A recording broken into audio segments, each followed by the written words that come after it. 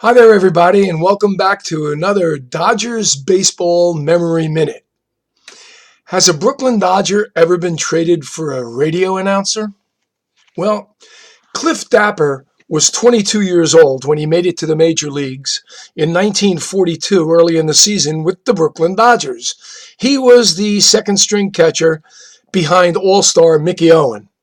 You remember Mickey Owen from his infamous pass ball from the World Series the year before in 1941. However, Mickey Owen was an All-Star in 41, also an All-Star in 42.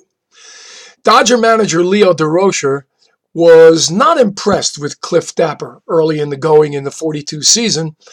By the way, a season which the Dodgers would win 104 games, and Mickey Owen making his second straight All-Star game at catcher was fourth in the balloting for most valuable player in 42.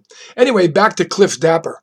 This 22-year-old catcher was sent down to the minor leagues, never again to appear in a major league game. He was sent down early in May, late April by DeRocher, and Cliff Dapper would never play another game in the major leagues with any other team. He would be remembered for the rest of time for being the only baseball player ever to be traded for a radio announcer. Here's the way this came about. In 1948, the Dodgers' first string, if you want to call him that, radio announcer was, of course, the old redhead, Red Barber. And Red Barber was suffering, he was, from bleeding ulcers. And he had to be hospitalized, and he just couldn't go on as the number one radio announcer for Brooklyn. So general manager Branch Rickey started looking for a replacement. And he found a young guy named Ernie Harwell, who was announcing in the Southern Association for the Atlanta Crackers, a minor league club. So Rickey went right to Ernie Harwell and offered him a contract, and the front office of the Atlanta Crackers at the time said, wait a minute, whoa, slow down. He's under contract with us. You cannot have Ernie Harwell as your radio announcer without some compensation. So Branch Rickey sent catcher, minor league catcher, Cliff Dapper to the Atlanta Crackers as compensation, and Harwell came to Brooklyn. He announced in Brooklyn, Harwell did, the 1950 season, until the 1950 season, where he switched over to the New York Giants.